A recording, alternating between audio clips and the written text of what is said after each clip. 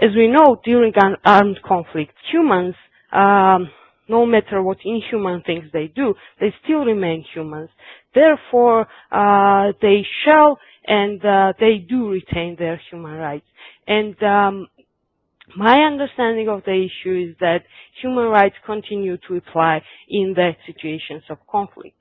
However, as we know, situation of conflict, armed conflict in its essence is very much different from the peaceful situations. And there was a doctrine in the past that human rights law only applied in the situations of peace, whereas humanitarian law applied in the situations of armed conflict. But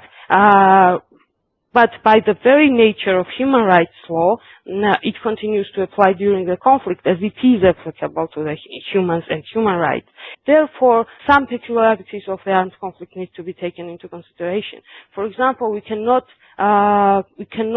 expect full application of, for example, right to life in the armed conflict, where the objective of the enemy army is to weaken the military strength of the enemy by using any means within, of course, the limits of the international humanitarian law, and these means could include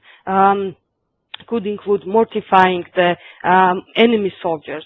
Therefore, by definition, right to life in this situation could be limited by the very fact that armed conflict is ongoing.